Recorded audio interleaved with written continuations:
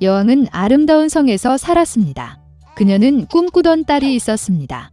그 아이는 검은 머리에 백설공주의 피부를 가졌습니다. 따라서 그들은 그녀를 백설공주라고 불렀습니다. 여왕은 곧 죽었습니다. 왕은 오랫동안 슬퍼하지 않았고 1년 후 새로운 여왕을 궁전으로 데려왔습니다. 그녀는 아름다웠지만 화가 났습니다. 여자는 마법의 거울을 가져왔습니다. 매일 그녀는 그에 대한 그녀의 반성에 감탄하고 그에게 똑같은 질문을 했습니다. 누가 세상에서 가장 아름답습니까? 거울은 항상 진실만을 말해왔습니다. 따라서 정직하게 여왕의 아름다움을 칭찬했고 여자는 행복으로 빛났다. 백설공주는 자랐고 매년 그녀의 아름다움은 더 밝아졌습니다. 그리고 이제 다시 한번 거울에 말하면서 여왕은 이제 그녀가 세상에서 가장 아름답지 않지만 백설공주라는 응답을 들었습니다. 여왕은 자신의 궁전에서 이것을 견디지 못할 것입니다. 그녀는 충실한 하인에게 공주를 뚫을 수 없는 덤불로 이끌고 죽이라고 명령했습니다. 그러나 하인은 여왕을 위해서도 달콤한 소녀를 죽일 수 없었습니다. 그는 공주를 어두운 숲으로 데려와 그녀를 놓아주었습니다. 그리고 그는 자신이 성으로 돌아와 여왕에게 그녀의 명령을 따랐다고 말했습니다. 오랫동안 공주는 모든 종류의 숲 주민들의 도움을 받아 숲을 헤매었습니다. 백설공주는 그들에게 매우 친절해서 강한 친구가 되었습니다. 저녁에 공주는 우연히 작은 집을 우연히 발견했습니다. 그녀는 그것에 들어가 집에 아무도 없다는 것을 알았습니다. 테이블은 7인용으로 침실에는 7개의 유아용 침대가 있습니다. 그리고 이 집의 모든 것이 아주 작았습니다. 따라서 백설공주는 여기에 7명의 작은 사람이 살고 있음을 깨달았습니다. 길고 힘든 여정 끝에 그녀는 침대 중 하나에 누워 잠들었습니다. 7 난장이는 밤 늦게 집으로 돌아왔습니다. 예상치 못한 손님의 등장에 크게 놀랐다. 잠자는 백설공주는 너무 매력적이어서 드워프들은 그녀를 잠들기로 결정했고 그녀를 깨우지 않았습니다. 아침이 왔다. 백설공주가 일어나서 7 난장이를 보고 무서워했습니다. 그러나 그들은 그녀에게 애정이 있었고 소녀는 그녀의 문제에 대해 이야기했습니다. 그들은 즉시 백설공주를 좋아했고 난쟁이들은 그녀를 그들과 함께 머물도록 초대했습니다. 또한 그녀는 요리, 씻기 및 청소와 같은 집을 돌보는데 동의했습니다. 매일 아침 난쟁이들은 산으로 가서 금과 보석을 채취하고 밤늦게 돌아왔습니다. 일하러 나가는 그들은 백설공주에게 그녀가 사악한 계모를 두려워하고 낯선 사람들에게 문을 열지 않았다고 경고했습니다. 이때 여왕은 평소와 같이 비밀실로 가서 마법의 거울과 이야기를 나눴다. 그런데 거울은 갑자기 그녀가 세상에서 가장 아름다운 것이 아니라 백설공주라고 말했습니다. 공주가 아직 살아있고 집에 있는 놈들과 함께 살고 있다는 것을. 여왕은 매우 화가 나서 백설공주를 직접 다루기로 결정했습니다. 그녀는 비밀실로 가서 독이 있는 사과를 요리했습니다. 겉은 매우 아름다웠지만 누군가 한 조각만 먹으면 죽을 것입니다. 사과가 준비되자 여왕은 늙은 상인이 되어 난장이의 집에 왔습니다.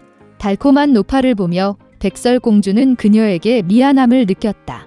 그녀는 아무것도 의심하지 않고 집을 떠났습니다.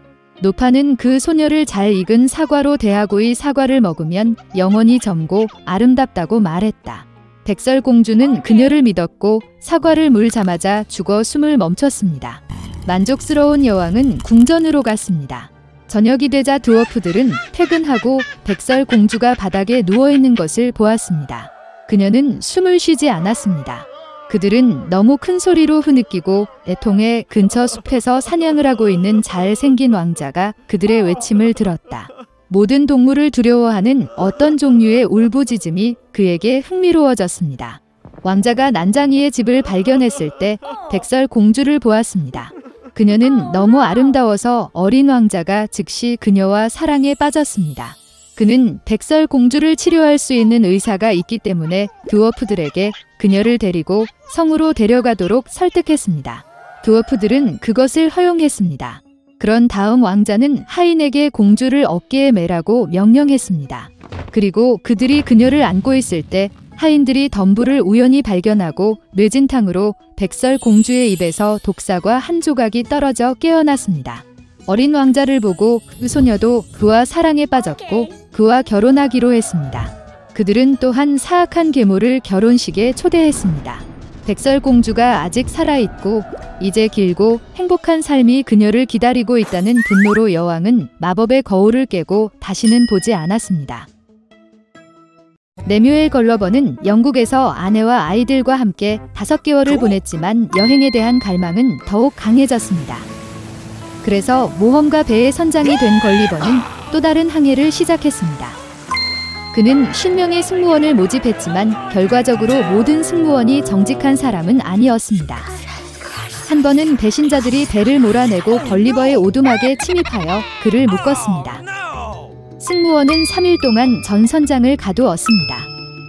그리고 넷째 날, 배신자들은 걸러버를 알려지지 않은 땅에 착륙시키고 그에게 식량을 남겨두고 북쪽으로 항해했습니다. 전 선장은 내륙으로 갈 수밖에 없었습니다. 도중에 그는 말의 흔적을 만났고 걸리버는 조기 구조를 희망했습니다. 갑자기 수평선에 인간형 형상이 나타났습니다. 걸리버는 눈을 감고 그녀를 보았다. 짙은 피부와 곱슬 머리에 이상해 보이는 원숭이였다. 이 동물들은 발에 긴 발톱이 있었습니다. 그들은 너무 위험해 보였기 때문에 걸리버는 숨을 멈추고 뒤에 있는 나무에 기대어 있었습니다. 그러나 무언가가 여행자의 어깨를 잡고 그를 끌어올렸습니다. 이들은 먹이를 나무 위로 끌고 갔던 정확히 같은 두 원숭이였습니다. 걸리버는 손으로 반격하기 위해 고군분투했지만 동물은 더 강했습니다. 걸리버가 불평등한 전투를 벌이는 동안 발굽 소리가 들렸다. 다가오는 말을 보고 원숭이들은 걸리버를 던지고 공포에 질려 달아났습니다. 다가가자 말은 걸리버를 흥미롭게 조사했다. 두 번째 말이 올라와서 앞 발굽을 차며 인사를 하고 옆으로 걸어갔다. 말은 너무 지적으로 행동하여 걸리버에게는 말로 변신한 마법사인 것처럼 보였습니다. 마지막으로 협의 후 말들은 걸리버에게 그들을 따라오라고 명령했습니다. 이번에 걸리버는 지적인 말이 사는 나라 인겜즈에 도착했습니다. 걸리버를 공격한 이상한 원숭이들은 짐승들을 애완동물로 섬겼고 모든 더러운 일을 했습니다. 그래서 여행자는 건초가 있는 구유가 벽을 따라 뻗어 있고 다른 말들이 주둔하는 집으로 데려갔습니다.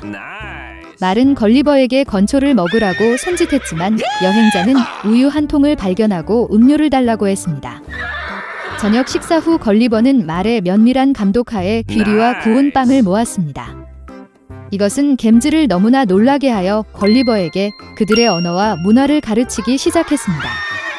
말은 지능적 일뿐만 아니라 매우 고귀한 것으로 밝혀졌습니다. 그들은 분노, 부러움만 적대감이라는 단어를 몰랐습니다. 그들은 돈의 주에 관한 걸리버의 이야기에 놀랐습니다. 그러나 대부분의 겜즈는 사람들이 말을 탈 수 있다는 사실에 격분했습니다. 시간이 지남에 따라 걸리버는 겜즈에 대한 사랑과 존경심으로 가득 차서 지는 사람들에게 돌아오지 않기로 결정했습니다. 그러나 매 4년마다 국가에서 대표협의회가 소집되어 주요 상황에 대해 논의했습니다. 원숭이 같은 생물인 걸리버는 회의에 참석할 수 없었습니다. 그러나 호기심에 그는 건초 더미에 숨어 몰래 회의에 들어갔다. 겜즈는 오랫동안 이상한 원숭이를 쓸모없다고 생각했기 때문에 그들을 쫓아내기로 결정했습니다. 그리고 걸리버. 운명을 기다리지 않고 서둘러 배를 타고 가장 가까운 섬으로 출발했다. 걸리버는 자신에게 불쾌한 사람들로부터 남은 생애를 보내기로 결정했습니다. 그러나 이 섬은 호주의 해안으로 밝혀졌습니다. 걸리버는 포르투갈 배의 선원들에게 보여져 배로 끌려갔습니다. 선장은 걸리버가 정신을 잃었다고 결정했기 때문에 집으로 돌아가고 싶지 않고 지적인 말에 대한 이야기를 전합니다. 걸리버가 런던으로 끌려갔을 때 그는 큰 어려움을 겪고 있는 사람들의 모습을 보는 법을 배웠습니다. 그는 1년 만에 아내와 자녀들에게 익숙해졌지만 그 후에도 자신을 만지는 것을 허용하지 않았습니다. 그리고 남은 생애 동안 걸리버는 그가 산종마와 만소통했습니다.